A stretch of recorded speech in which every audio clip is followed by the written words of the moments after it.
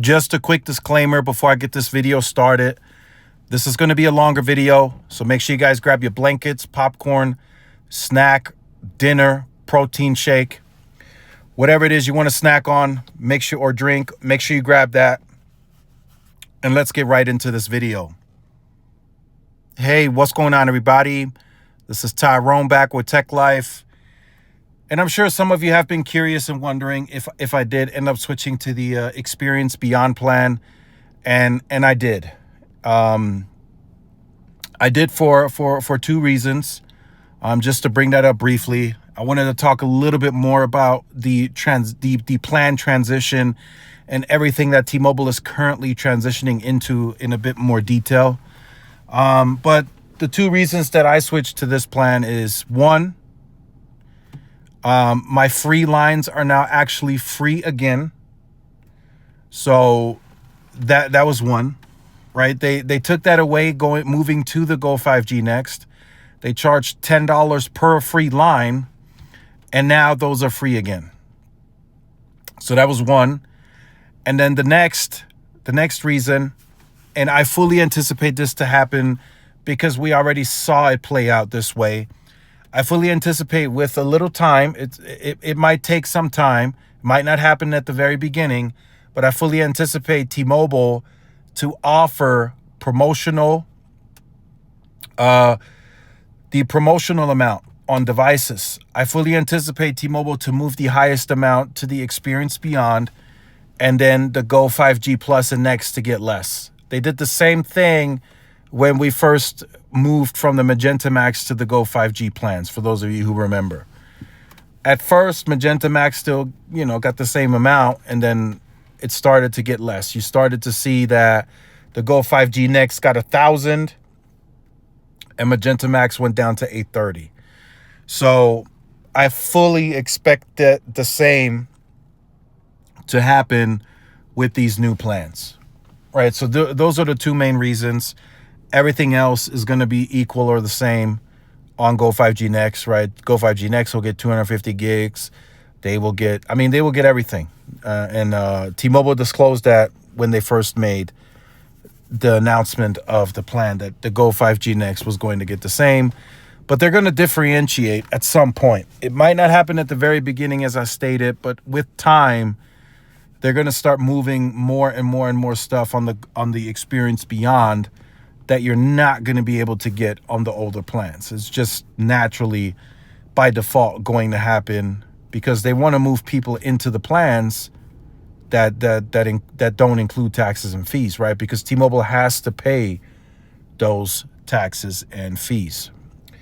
So the transition, right? I think I briefly brought it up in another video, but all of this that happened, right, with the new plans wasn't supposed to take place until June. I want to make that very clear. And the reason I want to emphasize the month of June, because there's a lot that's supposed to happen in that month, right? These plans already launched, but there is another transition happening, and that's the launch of T-Fiber. That was supposed to take place in June, or that's still taking place in June, but the new plans and everything else was going to launch in June. I'm told shortly after the US Cellular deal closes. All of these plans that were just announced by T-Mobile, and then a converged offer with T-Fiber was going to be announced in June. That'll still come, but now the new plans are already out, so we know what to expect on the new plans because they're here. But in June, we'll get the T-Fiber piece, and then we'll see the converged offer. I'm told the converged offer is more aggressive than what AT&T offers today with AT&T Fiber and AT&T Wireless, which is, that's the T-Mobile way, right? They want to be a disruptor in that fiber space. That's one way to do it, right? You're probably gonna see a lowering of the tier pricing that Lumos offered, right? T-Mobile's gonna step in with T-Fiber, drop that pricing down, and then give a very compelling and aggressive offer on wireless. And that's how you converge accounts.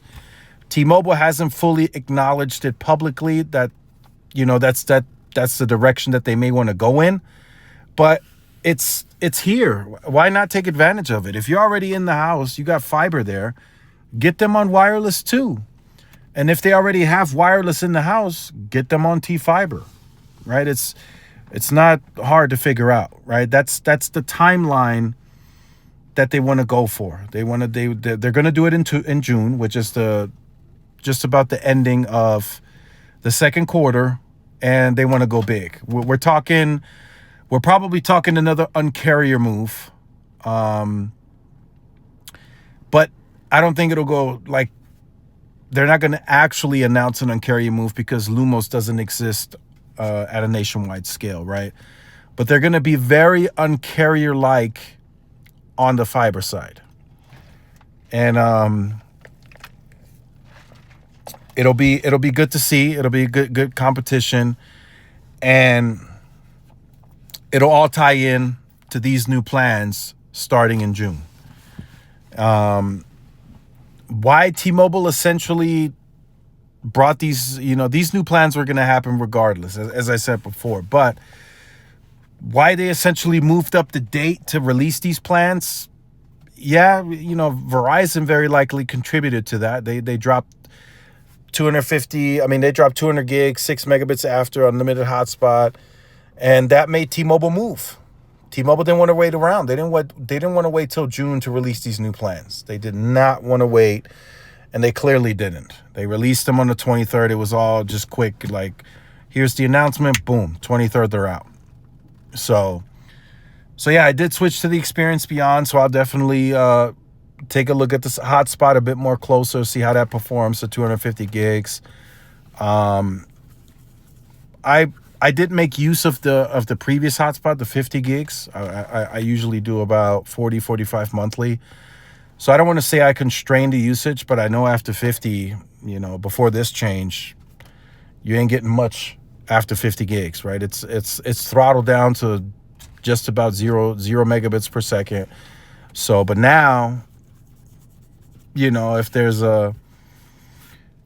some additional documents I need to get taken care of or some additional streaming on the hotspot, I can now do that more unlimitedly than before, right? I know there's still a 250 gig cap, and then after that it's 600 kilobytes per second, but 250 is a lot, right? So if I was able to make it with 50, now if I use a little bit more within a 30-day cycle, I should be able to easily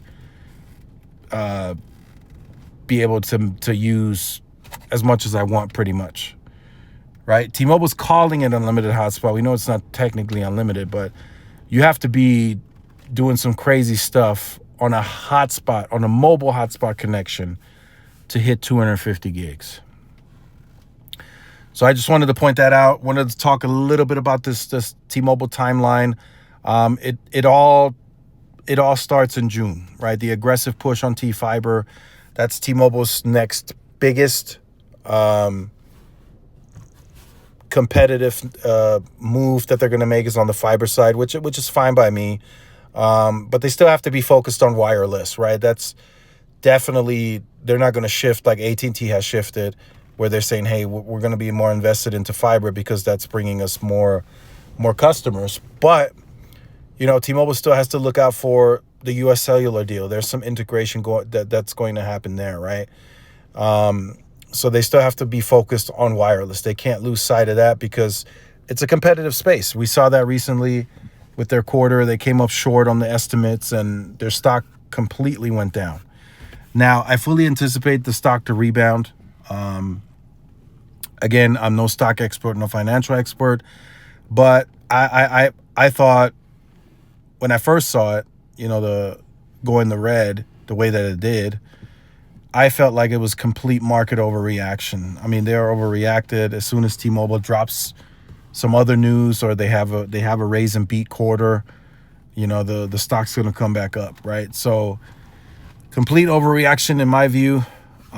Could T-Mobile have done a bit more in the quarter? Possibly.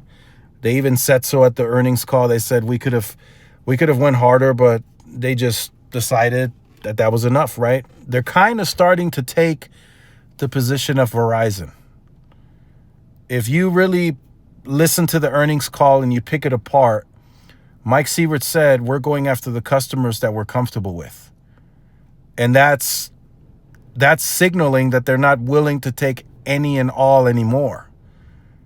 And that's kind of what we've heard from Verizon in the past. They want to get the premium customer, right? So T-Mobile is starting to sort of move in a similar direction, right? They're still growing at the volumes that we've been used to, and they did not guide differently. I mean, by all means, if they would have guided down from the 5.5 to 6 million postpaid, if they would have said 5 to 5.5, the stock would have dropped even more. As I said before, and I'll say it again in this video, T-Mobile is really judged on growth. Bad, very bad.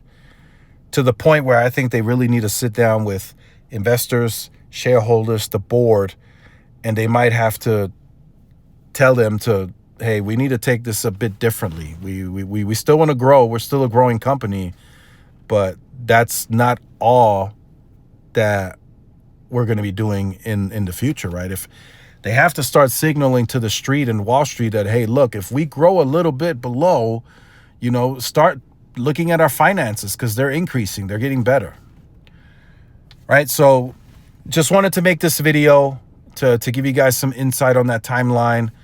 I know I brought it up briefly, but wanted to discuss that a little bit more with the whole Lumos situation and T-Fiber, because Lumos will now be T-Fiber. That's what that will transition into starting in June. That's the official commercial launch. Then in July, we got the official commercial launch of T-Satellite. That's something that was disclosed at the earnings too, right? That's going to be the satellite service with Starlink. So all of that happening in a couple of months, and we'll see the turnout for T-Mobile, right? We'll definitely see. I still think for this to be a bigger success for T-Mobile, I still think we need to see a little bit of a lower churn. I'd like T-Mobile to be in the 0.82, 0.81, that type of range. But we'll see, right? We'll definitely see. They're talking about all this value and stuff and working to have the best possible churn in the industry. They got some work to do, right? Coming in at 0.91 and having the highest churn in the industry, not the greatest look, but they also were able to still grow at the clip that they did, so they can still outgrow any losses. So that's still huge volume of people that are swinging open T-Mobile doors or tapping on the T-Life app. So T-Mobile is able to afford those types of quarters with that type of churn because they can still get a lot of volume through the channels. But let me know your thoughts in the comments. Like, share, subscribe. See y'all in the next one. Peace.